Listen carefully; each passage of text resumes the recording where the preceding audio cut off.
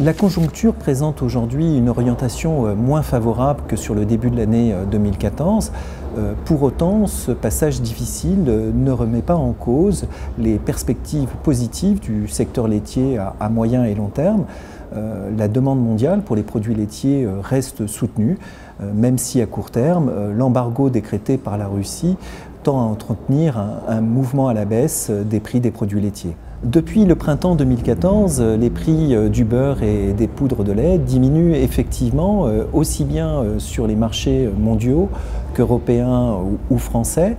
Actuellement, les prix des poudres de lait en France sont voisins du niveau plancher de 2012. Ceux du beurre se situent un peu au-dessus du point bas atteint en 2012. Cette baisse des prix des produits laitiers constatée depuis le printemps 2014 est la conséquence du dynamisme très soutenu de la production laitière, aussi bien en Nouvelle-Zélande qu'en Europe, qui sont les deux grands pôles fournisseurs du marché mondial.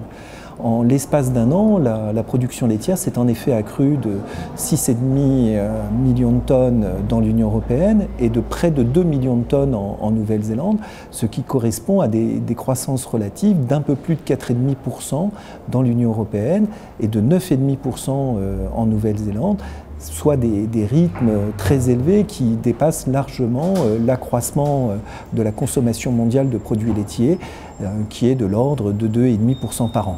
Ce surcroît de production tend néanmoins à se résorber dans quelques pays européens. C'est le cas notamment en France, où la production laitière, en très forte augmentation depuis le début de l'année, plus 7% sur les 9 premiers mois, tend désormais, sur la fin du mois d'octobre, à rejoindre en fait le profil d'évolution de la collecte de 2013.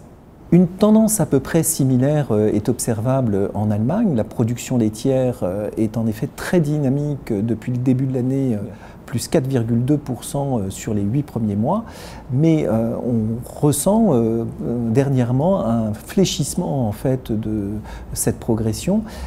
Les derniers sondages hebdomadaires montrent que la production laitière s'est accrue seulement de 1,4% sur la dernière quinzaine du mois d'octobre, comparativement à l'année précédente, et donc le profil d'évolution de la collecte sur 2014 tend aujourd'hui à se rapprocher de celui de 2013. Ces évolutions récentes observées en France et en Allemagne constituent des signaux positifs, mais pour l'instant, nous ne pouvons pas extrapoler cette tendance au ralentissement de la production dans les autres grands pays laitiers de l'Union européenne ou de la Nouvelle-Zélande. Et donc, pour l'instant, il n'y a pas de signe tangible qui laisse présager une aggravation ou une amélioration du prix des produits laitiers sur les marchés internationaux à très court terme. En ce qui concerne le prix du lait à la ferme en France, les évolutions de conjoncture survenues depuis la fin de l'été auront principalement un impact sur 2015.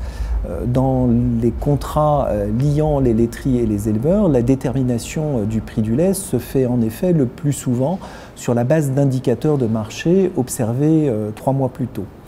Le prix du lait qui a donc atteint un pic au mois de septembre avec un niveau de prix de 389 € des millilitres devrait ainsi se maintenir à des niveaux relativement élevés sur le dernier trimestre de l'année 2014. Et en ce qui concerne la moyenne annuelle de l'ensemble de l'année 2014, on s'attend à avoir une croissance de 6 à 7% par rapport à la moyenne annuelle mesurée sur l'année 2013.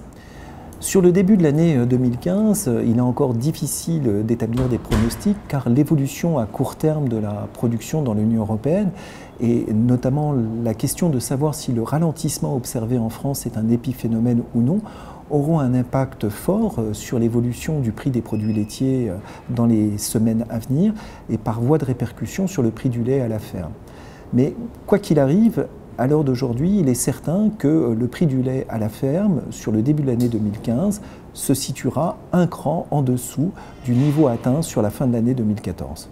En ce qui concerne les charges d'exploitation, l'indice IPAMPA de l'Institut de l'élevage ne montre pas de profondes évolutions au cours des derniers mois.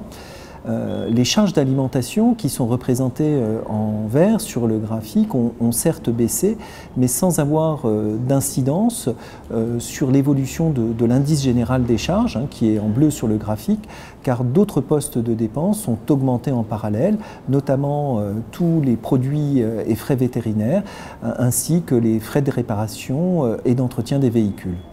En guise de conclusion, le prix du lait à la ferme devrait se maintenir à des niveaux relativement élevés sur le dernier trimestre 2014, avant de connaître une phase de recul sur le début de l'année 2015.